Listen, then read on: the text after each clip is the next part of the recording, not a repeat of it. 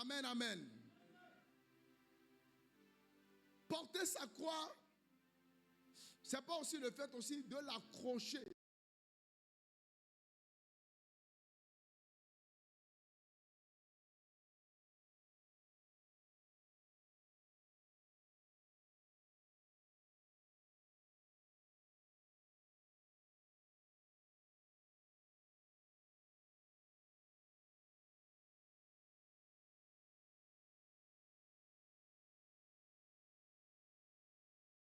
Ou dans sa maison. Alléluia. Gloire à Jésus. Amen, amen. Porter sa croix, c'est pas aussi le fait aussi de l'accrocher. Alléluia. Devant sa porte ou sa maison. Amen. Quand on parle de la croix, on parle de la mort. Quand on parle de la croix, on parle de sacrifice. Alléluia. Chaque fois que vous entendez croix, la croix, alléluia, comprenez qu'il s'agit de mort. Quand on parle de croix, il s'agit de sacrifice. Gloire à Jésus. Cela veut simplement dire que celui qui veut suivre Jésus-Christ, cette personne doit être prête à mourir à cause de Christ, à mourir à cause de l'évangile, à tout perdre à cause de l'évangile et à cause de Christ. Gloire à Jésus. Amen, amen. Jean chapitre 12, le verset 23 au verset 26. Jean chapitre 12, le verset 23 au verset 26.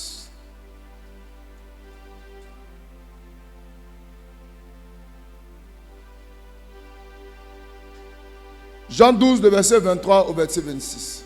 Jean 12, verset 23 à 26. Jésus leur répondit. L'heure est venue où le Fils de l'homme doit être glorifié. L'heure est venue où le Fils de l'homme doit être glorifié. En vérité, en vérité, je vous le dis. Si le grain de blé qui est tombé en terre, ne meurt, il reste seul. Il va rester seul. Mais s'il meurt, il porte beaucoup de fruits. Celui qui aime sa vie, aimera sa vie, la perdra. Et celui qui hait sa vie, dans ce monde, la conservera. Pour la vie éternelle. Si quelqu'un me sert, qu'il me suive. Et là où je suis, là aussi sera mon serviteur. Si quelqu'un me sert, le Père l'honorera. Va l'honorer. Vous voyez? Gloire à Jésus. Voilà les éléments que Jésus donne pour la croix. Il dit, l'heure est venue où le Fils doit être glorifié. Et il dit, le grain de blé, si le grain de blé qui est tombé en terre, si ce grain-là ne meurt pas, quand on veut planter le maïs, si vous jetez le maïs à terre, ce qui va faire que le maïs va pousser, c'est parce que la graine que tu as jetée, elle va pourrir. Si elle ne pourrit pas, elle ne pourra pas enlever d'autres choses dans sa vie. Elle ne pourra pas germer. Alors quand elle va germer, elle va donner des maïs avec beaucoup d'épis de maïs. Vous savez, beaucoup de personnes dans la marche chrétienne ne voluent pas, ne portent pas de fruits. Il n'y a pas de choses qui sont révélées dans leur vie. Pourquoi? Parce que les gens ne veulent pas mourir. Ils ne veulent pas mourir. Ils ne veulent pas porter leur croix. Les gens veulent aujourd'hui le christianisme de tu vas voyager. Les gens veulent aujourd'hui le christianisme que tu vas te marier. Les gens veulent aussi le christianisme de toutes ces choses. Alléluia. Tu seras élevé, tu seras ceci. Mais c'est vrai que ça aussi c'est biblique. Et c'est la promesse de Dieu pour vous. Mais les gens ne vous disent pas que il n'y a pas de gloire sans la croix. Jésus dit, le temps est arrivé où le Fils de l'homme sera glorifié. Mais quand il parle que le Fils de l'homme sera glorifié, alléluia, il parle en même temps de la croix. Comment on peut parler de mort et puis parler de gloire? Sans la croix, il n'y a pas de gloire. Il n'y a pas de gloire. Alléluia. Donc Donc dans la marche chrétienne, il faudrait que vous soyez prêts à toute éventualité quand vous suivez Jésus-Christ. Il faut que vous soyez prêts au rejet. Vous soyez prêts à l'humiliation. Vous soyez prêts à la honte. Vous soyez prêts au rejet des gens. Si vous n'êtes pas prêts à ça et que vous pensez qu'en Jésus, c'est seulement gloire, élévation, c'est faux. Non, c'est faux. Ça, je vous dis la vérité.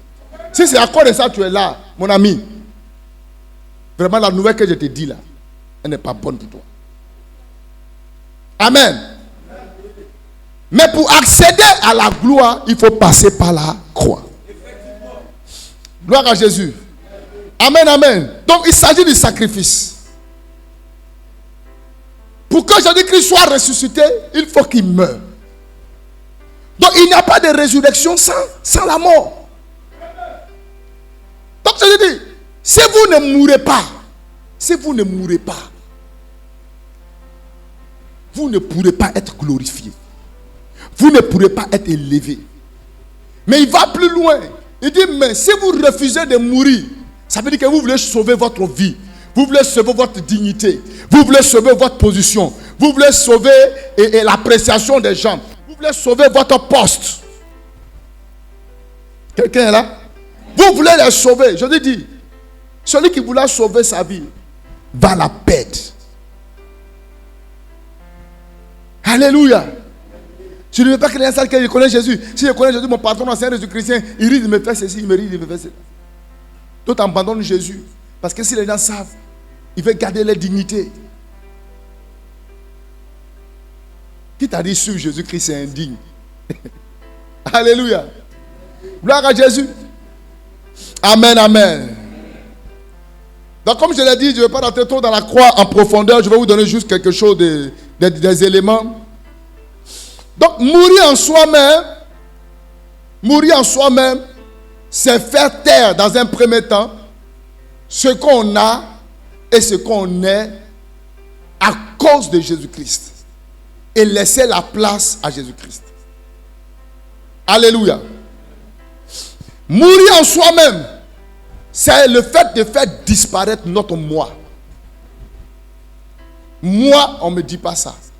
Moi, on ne me fait pas ceci. Moi. Alléluia. Ça fait disparaître notre moi. Ça fait disparaître notre orgueil. L'orgueil de ce qu'on est et l'orgueil de ce qu'on a. Gloire à Jésus. En Christ, il n'y a pas je suis le fils de celui-ci. En Christ, il n'y a pas je viens de telle famille.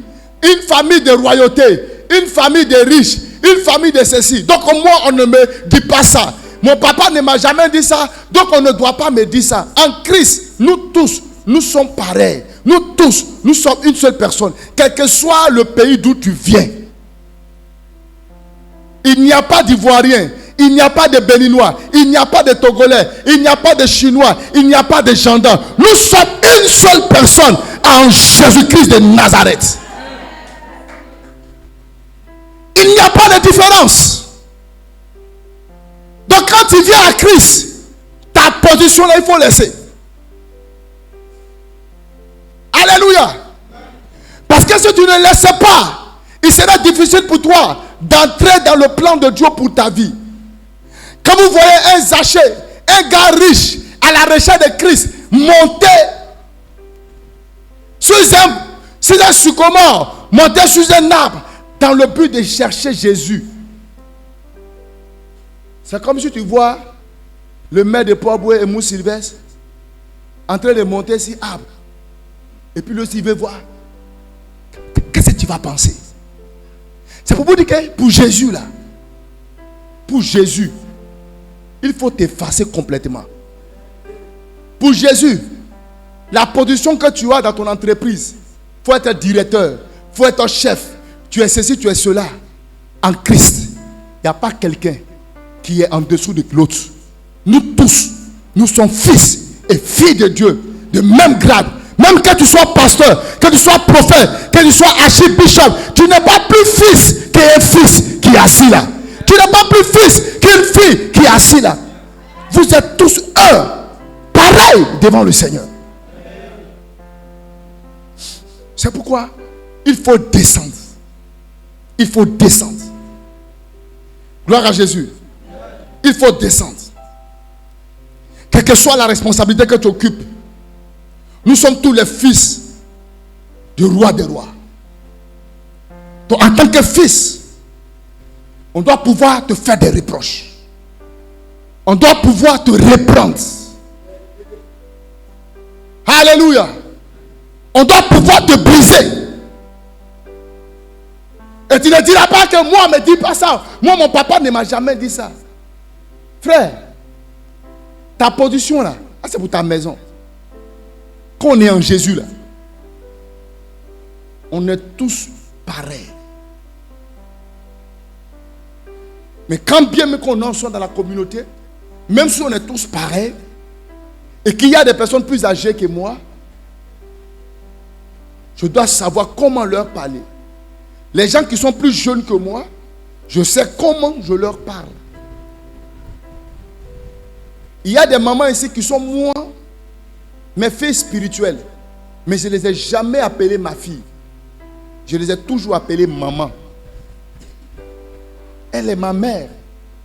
Alléluia. Elle a l'âge de ma mère. Même quand elle m'appelle papa, je l'appelle maman. Je l'appelle pas. Et puis c'est rare même que j'appelle les gens mes filles. Sauf celles souvent qui sont un peu plus proches, qui sont un peu taquines. Parce que vous avez beaucoup de filles. Il y en a qui sont plus proches, il y en a qui sont taquines, il y en a qui... alléluia. Mais la plupart.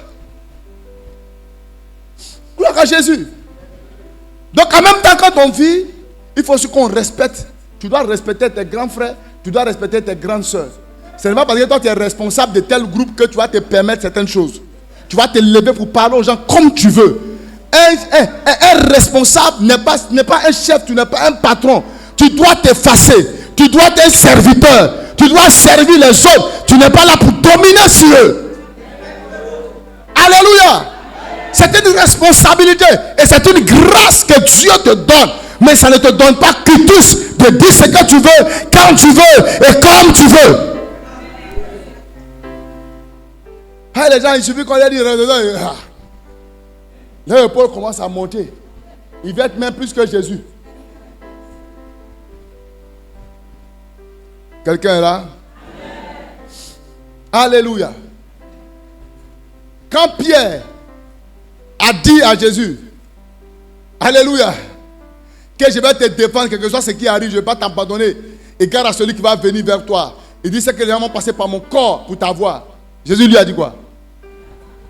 Jésus lui a dit, arrière de moi, Satan. Pierre s'est fâché. À cause de ça, Pierre n'a plus suivi Jésus. On lui a dit Satan. Mais malgré qu'on lui a dit Satan, il est resté encore derrière Jésus. Et on lui a pas dit Satan. Jésus n'a pas pris Pierre. Il a dit. Il n'a pas dit Pierre. Il n'a pas dit Pierre. Viens, viens. Tu sais ce que tu as dit là? On ne dit pas ça, mon fils. Il ne faut pas dire ça. Tu as compris, non? En même temps que Pierre a parlé, systématiquement, il dit, arrière de moi, Satan. Tous les autres disciples étaient là. De Jésus. Pierre n'a pas changé d'église. Pierre n'a pas changé de pasteur. Pierre n'a pas changé de leader. Mais Pierre a continué à suivre Jésus. Mais pourquoi vous, quand vous parlez, vous changez de pasteur? Pourquoi vous changez d'église? Pourquoi vous changez de leader? Pourquoi on ne peut pas vous parler? Pourquoi on ne peut pas vous reprendre? Pourquoi on ne peut pas vous dire la vérité? Pourquoi? Le problème de l'église, c'est l'orgueil. Les gens sont trop orgueilleux. Les gens sont trop gonflés. Les gens sont trop imbus de leur personne. Ce que tu as, c'est que tu es. Tout ce que tu as, tout ce que tu es, tu l'es et tu l'as par la grâce de Dieu. Par la grâce de Dieu. Le matériel ne détermine pas ton niveau de spiritualité. Non, mon ami, non, je te dis non. Alléluia. Pierre n'a pas changé de pasteur. Pierre n'a pas changé d'église. Il a suivi Jésus-Christ. Et ce que Jésus-Christ a dit là, c'est arrivé. Et il a renié encore Jésus-Christ. Mais quand Jésus-Christ est venu, Jésus l'a restauré. Pourquoi toi on ne peut pas te parler? C'est parce que tu n'es pas mort. C'est parce que tu n'es pas mort que tu réagis. C'est quel cadavre on tape et puis lui il se lève. C'est quel cadavre on est en train de laver et puis il dit non, il faut me laver ici là.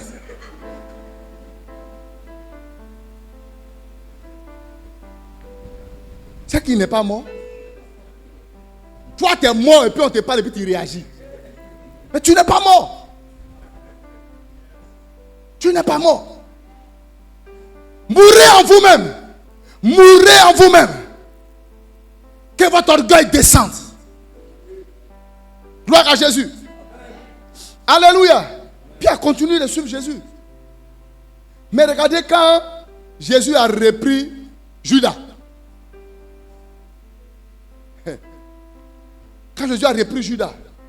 Quand ils ont versé le parfum sur et Marie de Béthanie a pris le parfum et elle a versé sur Jésus. Et elle a pris ses cheveux. Les cheveux qui sont quoi? L'image de la gloire. Dit, les cheveux, la chevelure est la gloire de la femme. C'est pas ça? C'est pourquoi quand ta perruque tombe là, tu coupes pour chercher ça.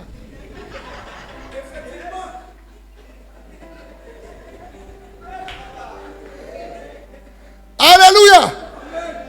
J'ai regardé une vidéo et comment dire, dans un stade, quelqu'un t'a fait une demande en mariage.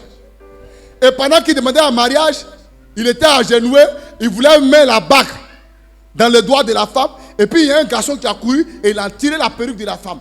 Elle a oublié même la bague de mariage là. Elle a couru pour aller chercher sa perruque. Il dit, mais attendez, même le mariage, même la perruque, la bague d'accord, mais la perruque d'abord. Alléluia. Gloire à Jésus. Et le fait de prendre, et je suis en train de partager, j'ai déjà commencé ça avec ceux qui viennent à l'église les soirs, surtout les mercredis soirs. Et je suis en train de partager avec eux la loi de l'honneur. Des gens qu'il faut honorer dans la vie si tu veux réussir. Je ne partage pas ça dimanche, je partage ça le soir. Que Dieu te bénisse. Alléluia. Et la perruque, c'est-à-dire que les cheveux qui sont la gloire de la femme, elle va prendre ça pour nettoyer les pieds. Judas va se jouer les bons frères, les frères zélés, les frères qui pensent aux pauvres. Mais pourquoi on gaspille ça? On pourrait donner ça aux pauvres. J'aimerais se jouer les plus spirituels. Jésus dit, quitte là. Vous avez les pauvres toujours avec vous. Vous avez les pauvres toujours avec vous.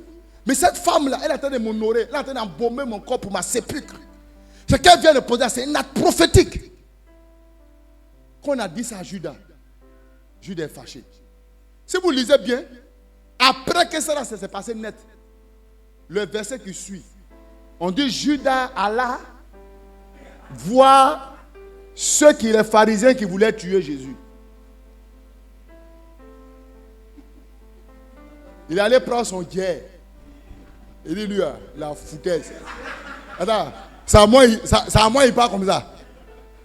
Avant même, je voulais finir toi. Mais comment tu as déjà là? Hein? C'est ça? Il y a Dieu en même temps toi. Allez. Il allait prendre les traces des gens. Il a envoyé les gens dans le jardin. Ils sont... Oui, il y a les chrétiens comme ça. Quand tu as fini de leur priver des reproches, ils serrent les figures. Hey, il a déjà dit, même dans tes groupes musicaux, je te reprends. Quand tu arrives au micro, tu chantes en souriant. Jésus, tu dois sourire toujours. Si tu ne souris pas, tu auras affaire à moi.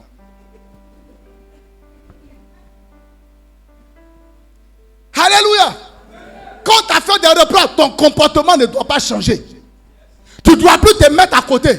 Tu ne dois plus te mettre de côté parce qu'on a eu à te parler. Ça veut dire que tu n'es pas mort. Et c'est le problème de l'église. Ce qui fait que il y a du mal à ce que les gens décollent, pas de fruits. Parce que le problème de l'orgueil, ce n'est pas Satan qui te combat. Quand tu es orgueilleux, c'est Dieu lui-même qui te combat. Parce qu'il dit, je résiste aux orgueilleux. Je vais résister à ton élévation. Je vais résister à ta réussite. Je vais résister à ton succès. Je vais résister à ton progrès. Pourquoi? Parce qu'il faut que tu sois brisé.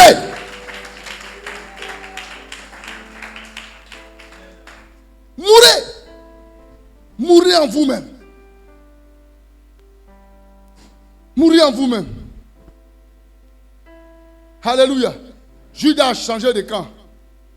Il est allé en même temps dans le camp des malfaiteurs. Il y a des gens, quand vous leur faites des reproches, on va revenir là-dessus une prochaine fois. Ils vont regarder ceux qui sont dans l'église, qui sont déjà fâchés. À qui tu as déjà parlé comme ça une fois. Et ils vont vers eux en même temps. Ils disent, ma soeur, ce que tu avais dit là, tu as raison. Hein. Tu as raison. Et ils commencent à fabriquer leur groupe de critiques et de calomnies. J'ai commencé à sentir ça. Pendant que même ce matin je priais, j'ai parlé même à mon épouse. J'ai commencé à sentir. Je avais commencé à former là.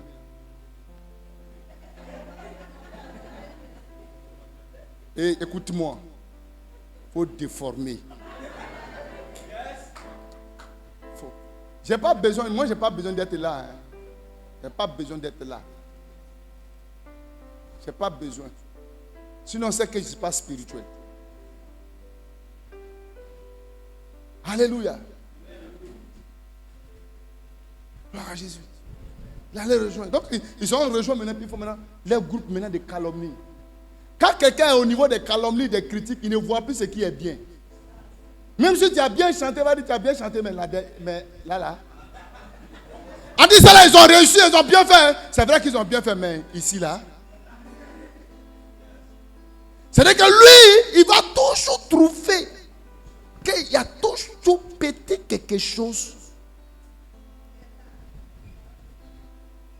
Que le Seigneur te délivre. Quand on te fait des reproches, tu restes toujours à ton poste. Tu es toujours déterminé, tu es toujours zélé. Tu es toujours engagé. Tu es toujours prêt pour aller pour le Seigneur. Nous, on a trop pleuré. Quand le pasteur lui-même finit de te laver là, toi-même, quand tu finis même là, tu arrives à la maison, mais tu pleures à la maison. Mais demain matin, tu es là à quoi? Tous les matins, ton zèle n'a pas changé. Ton cœur, ça te fait mal. Mais malgré ça, tu es encore là.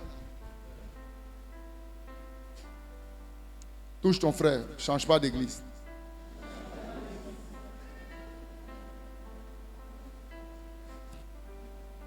Alléluia.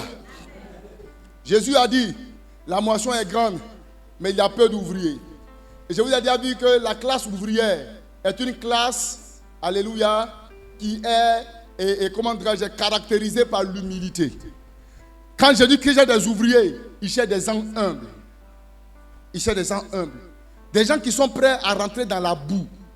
Les ouvriers dans les industries, c'est eux qui soulèvent les sacs. C'est eux qui font le travail de force. C'est eux, vous pouvez les voir dans les égouts, en train de nettoyer les égouts.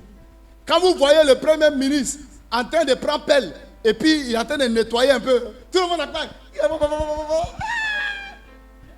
Mais quand vous voyez un ouvrier descendre dans la boue, qui va acclamer? On dit c'est comme ça qu'il doit faire. Alléluia. Donc Jésus n'a pas besoin de chefs. Jésus n'a pas besoin de patrons. Jésus a besoin des ouvriers. Même quel que soit ton diplôme, quelle que soit ta classe sociale, quel que soit le grade que tu as en entreprise, quel que soit le chef que tu es, pour Jésus, tu es prêt à aller au marché pour prêcher. Pour Jésus, tu es prêt à descendre dans la boue. Pour Jésus, tu es prêt à aller loin. Tu es prêt à prendre des risques. Il faut que tu sois prêt pour ça. Il faut que tu sois prêt à nettoyer la maison, à nettoyer le temple. Je t'ai besoin des ouvriers. Alléluia. Des gens humbles. Qui sont caractérisés par leur détermination, par leur force. Parce que le Seigneur a dit, tu aimeras l'Éternel ton Dieu de quoi? De tout ton cœur, de toute ta pensée et de toute ta force. Toute ta force. Après de Jésus, là, moi c'est mon cœur. Même si vous ne me voyez pas venir à l'église, c'est mon cœur. Il n'y a pas cœur sans la force. C'est pourquoi il n'a pas dit, tu aimeras l'Éternel ton Dieu de tout ton cœur seulement. Il y a ce qui est intérieur. et doit se manifester physiquement. Ça va se matérialiser physiquement. L'amour se manifeste par des actes précis, des actes concrets. Et c'est à ça que Dieu vous attend. C'est à ça que Dieu vous appelle. Alléluia. Porter sa croix, c'est accepter de prendre des risques pour Dieu. À prendre des risques pour Jésus-Christ. Jésus disait tout le temps aux disciples que je vais mourir. Ils vont vous attaquer. Les gens vont vous faire ceci. Mais ils n'ont pas abandonné. Ils étaient toujours là. Ils le suivaient. Suivre Jésus, c'est être prêt à prendre des risques. Prendre des risques. À aller même dans les zones difficiles. Ce n'est pas ici seulement qu'on va rester. On se retrouvera dans des villages. On se retrouvera dans des zones retirées. Je me rappelle où on annonçait l'évangile dans un bidonville d'une commune ici. On est resté là jusqu'à 23h. Frère, 23h là. Tu regardes les choses volent. Tu penses que c'est oiseau. Ce n'est pas oiseau, c'est cafard. On allait dans des zones où il y avait des moustiques. On allait dans des zones où on devait traverser l'eau à pirogue. Je me souviens d'une soeur. Elle a pleuré dans toute la pirogue. Jusqu'à ce qu'on arrive. Alléluia. Prends des risques. Elle m'a dit, non, moi, il y a peur de l'eau. Non. Quand on dit Jésus, on est prêt à les mettre dans des zones risquées. Pour la cause de Christ. Dans des zones où les gens sont hostiles à l'évangile. C'est pourquoi on ne dit pas que cette zone c'est trop difficile. Cette zone est trop dure. Quand une zone est trop dure, un disciple doit dire, quelle que soit la dureté de cette zone, Christ sera implanté. Je donnerai de tout ce que je suis. Je donnerai de tout ce que j'ai. Et par la grâce de Dieu, l'évangile doit entrer ici. Des gens qui sont prêts à prendre des risques. Regardez tous les risques que les gens prennent pour aller traverser l'eau, pour aller à, je ne sais pas où, en Italie, en Espagne. Mais un gars comme ça, là, quand il pleut, il ne vient pas à l'église. Pourquoi tu ne vas pas venir à l'église aujourd'hui? Papa, il a plu. Alors que lui-même, il pleut. Il est sur l'eau. Il ne sait même pas s'il va arriver. Mais il prend des risques pour aller sur l'eau. Parce qu'il veut rentrer en Europe. Mais il suffit qu'il pleut. Que le quartier soit mouillé. Aujourd'hui, il pleut, hein? Aujourd'hui, il pleut, hein? On ne peut pas venir à l'église. On ne peut pas venir à l'église. Les gens sont ingrats.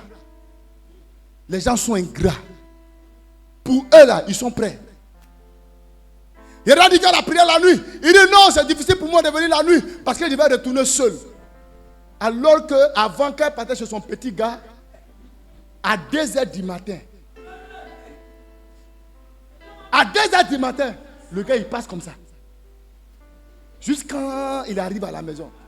Mais maintenant qu'il a donné sa vie à Jésus, il n'est pas prêt à quitter l'église à minuit, à 1h du matin pour partir. Il trouve que sa vie est en danger. Si tu es là, lève ta main.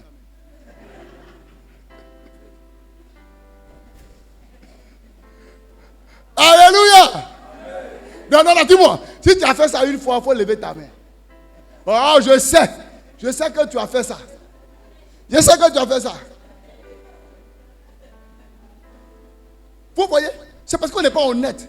Le retard de l'église, le retard des chrétiens, c'est parce qu'on n'est pas honnête, on n'est pas vrai avec Dieu. Pour nous, notre propre plaisir, là, on est prêt à prendre des risques. Mais pour honorer Dieu, pour la gloire de Jésus, on n'est pas prêt à prendre des risques. Le gars, il est prêt à soulever 2 gaz de sa copine. Soulever ça quand il était dans le monde.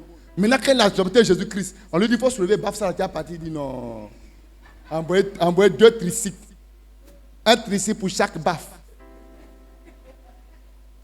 Vous voyez comme vous voyez, c'est la pire ingratitude. On n'est pas vrai. Ingratuitos.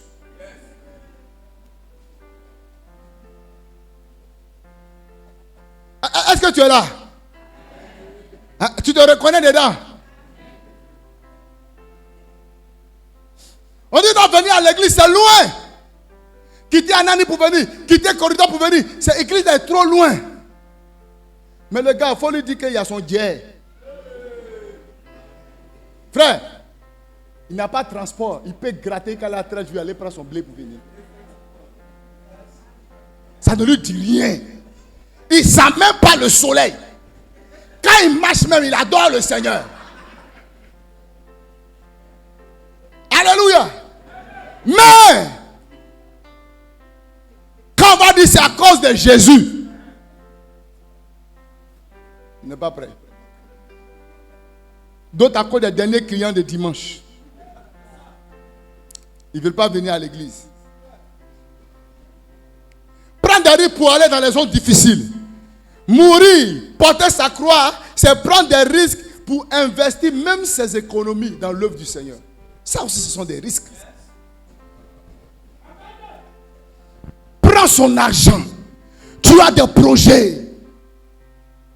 Mais l'œuvre de Dieu en a besoin pour la construction de l'œuvre du Seigneur. Il faut savoir prendre des risques. Pour dire, j'enlève ça pour la cause de Dieu. Alléluia.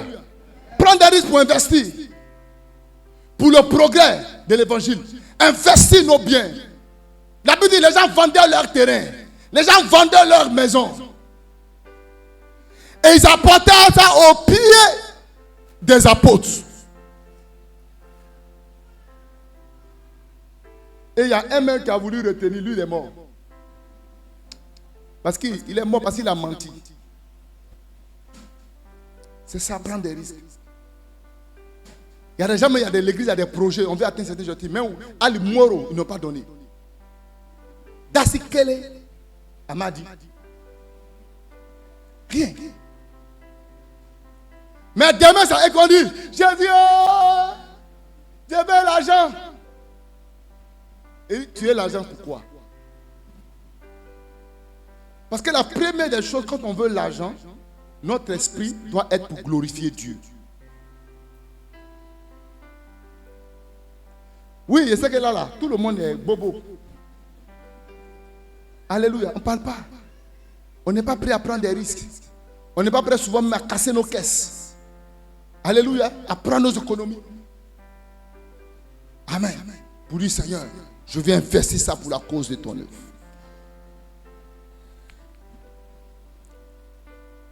Il faut qu'on ait des Joseph d'Arimathée dans l'église. Des gens qui ont donné un Joseph d'Arimathée qui était l'un des disciples qu'on ne voyait pas. Mais un disciple qui est apparu. Alléluia. Et lorsque Jésus-Christ est mort, il a donné à Jésus un sépulcre royal. Parce que Joseph d'Arimathée était d'une famille riche. Un sépulcre royal. Un tombeau royal. Il faut qu'on ait des Joseph d'Arimathée qui sont prêts à aller au-delà de ce que les autres ont l'habitude de faire. Qui sont prêts, en fonction de leur entrée, en fonction de leur revenu, à faire encore mieux, à faire encore plus pour voir l'œuvre de Dieu aller de l'avant. Pas des gens qui se conforment aux autres. Une seule peut donner 500, Dieu va les lever. Et toi, tu vas donner 500. Dieu va même, à Pikini, il ne va pas te donner. Parce que vous n'avez pas la même capacité financière. Vous n'avez pas la même capacité. Dieu sait ce qui fait passer sous ta main. Et il sait ce qui fait passer sous la main de celle. Elle, en donnant 5000, en donnant 500, au fait, c'est l'effort qu'elle peut faire. C'est ce qui est là. Mais toi, 500, ça ne fait même pas partie de tes efforts. C'est ton superflu. C'est ce qui est superficiel. Toi. Des Joseph d'Arimathée sont prêts à donner des choses qui dépassent l'entendement. C'est vrai que ça va créer souvent des polémiques. Parce que là, on voit toujours ce qui est mauvais d'investir dans l'œuvre de Dieu. Si le gars il a pris un cas qu'il a donné à l'association de son village, tout le monde dit, c'est un gars qui est bien. S'il a pris quelque chose et qu'il a donné à l'association des femmes de son village, c'est chose qui est bien. Mais s'il a pris son argent et qu'on dit qu'il a offert un cas à l'église, les pasteurs là même. Mais c'est ça. Alléluia. Parce que dans la mentalité de l'homme, les hommes de Dieu et l'église doivent crécher dans la pauvreté et dans la misère. Il suffit qu'un chrétien se démarque et commence par se démarquer par une sorte de bénédiction, de richesse. Tu vois, ces 2 jours là, non? La seule là, c'est bizarre. Parce que dans notre mentalité, tout ce qui est glorieux, tout ce qui est merveilleux, tout ce qui est excellent ne doit pas venir à l'église. Alléluia. On donne dans notre communauté, on donne dans nos villages, tout le monde va nous acclamer. Je donne 1 million au chef du village. On dit waouh, il aime son village. Il dit bon, je donne 1 million au pasteur. Il dit, oh, regarde le pasteur, il va vous tuer. Il est en train de vous escroquer. Quand c'est nous, on escroque. Mais quand on donne dehors, quand on donne dans les bois de nuit, quand on fait des travaillements là-bas, c'est pas de l'escroquerie. On trouve que c'est normal. Mais quand ça vient à l'église, on trouve toujours des problèmes. Et cette mentalité-là a habité les gens, l'église. Et les églises sont remplies d'une mentalité de pauvreté. C'est pourquoi même ta manière de venir à l'église, même là, tu vois pas. Quand tu dois aller rencontrer le ministre, tu dois aller faire peut-être de ton travail. C'est là que tu fais sortir tous les yeni, les hauts talons, les coiffures, les machins. Et puis tu marches. Mais quand il s'agit de venir à l'église, venir adorer Dieu, enlève ma robe qui est là-bas. Là. Enlève ça. Donne-moi mes tapettes. Il met rapidement, il vient. Après, il met sur sa tête. Il vient. C'est nous qui avons communiqué cette mentalité. C'est nous qui avons communiqué cet esprit-là. Quand c'est pour les grands coins de haut lieu où on doit nous inviter, là maintenant. Alléluia. Mais quand on vient à l'église, on est en coupé décalé. On est bizarre. Tu laisses ta plus belle robe. Alors que tu as oublié que tu viens rencontrer le roi des rois. Le Seigneur des seigneurs. Le Dieu glorieux. Tu viens dans la présence de la royauté. Tu n'as pas compris. Il y a des gens, même l'argent veut venir chez eux, mais l'argent lui-même fuit. Et quand tu es là, tu n'es pas digne. Et toi, ta mentalité en matière d'argent, c'est un problème. Tu as un problème avec l'argent. Mais tu as un problème avec moi. Comment tu veux que je vienne chez toi? Frère, toi-même, il faut voir ta gamme.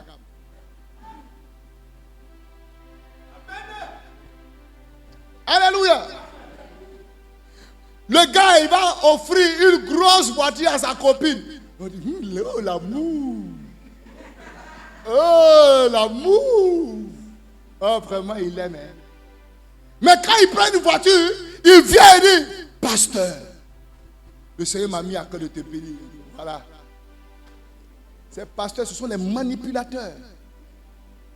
Ça, il a manipulé celui-là jusqu'à... Le gars, il est venu donner voiture.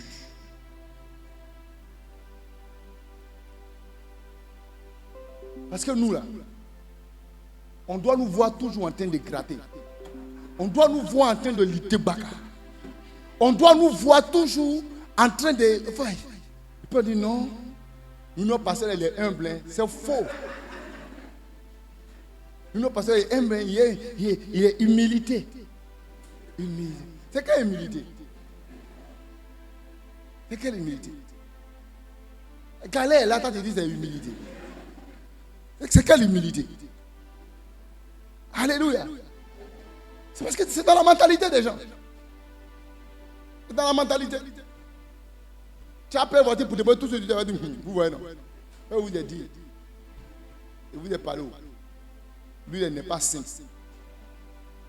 Et le conseil, est-ce que vous faites le point avec le pasteur? Alléluia. Pourquoi? Parce que nous, on ne doit pas avoir quelque chose. Au fait, moi, on ne me lapide pas trop. Parce qu'on sait qu'il travaille. Ou bien, on ne me lapide pas trop. Parce qu'on sait que je travaille. Alléluia. C'est pourquoi, même quand on veut me lapider, même, il y a un peu de doute. Mais moi, je sais que si je ne travaillais pas, il y a longtemps, on m'a livré à la croix. Il y a plein de Judas ici, mais qui veulent me crucifier. Alléluia. Donc, on me ménage un peu. Maman, Dieu me bénit. Alléluia. Dieu passe par, il ne sait pas quoi vous dire. Moi, je ne sais pas. Je ne sais pas. Dieu bénit. Tu vois, c'est les pasteurs, ils manipulent les gens. Vous prenez un fidèle dans une église. Si vous voyez un pasteur riche qui a de l'argent, qui est millionnaire, c'est que dans son église, il n'y a pas moins de 10 à 20 millionnaires. À moins qu'il fait un autre business à côté. Oui, parce qu'il y a des gens qui font des affaires. Parce que quand vous prenez un fidèle dans l'église, celui qui est fidèle dans ses dîmes ne va jamais dépenser plus, ne dépense pas plus de 20% de ce qu'il gagne. S'il est fidèle dans ses dîmes. Sinon, souvent, c'est à 15%. Offrande mélangée dîmes. Tout ça. Alléluia. Prenez des risques pour les choses du Seigneur. Amen. Soyez prêts à offrir pour l'évangile. Je termine avec ça. Porter sa croix, c'est servir Dieu, corps, âme et esprit. C'est se sacrifier pour Dieu. Se sacrifier même pour être au culte. Sacrifier de son temps. Parce que le temps n'est pas à moi. Le temps appartient à Dieu. Et tant que le Seigneur a besoin de mon temps, je dois être prêt à le lui accorder pour la cause de son œuvre. Je dois payer un prix pour être dans la présence de Dieu. Payer un prix pour servir Dieu de tout mon cœur. Dans le département où on me met, je dois être un instrument très engagé, très déterminé. Servir mon Père avec tout ce que je suis. Alléluia. Voici ce que c'est que porter sa croix. Il y a encore plusieurs éléments que je pouvais vous donner, mais prenez ces 3 points. Prenez ces 3 points. Alléluia. Pour porter sa croix. Que Dieu vous bénisse.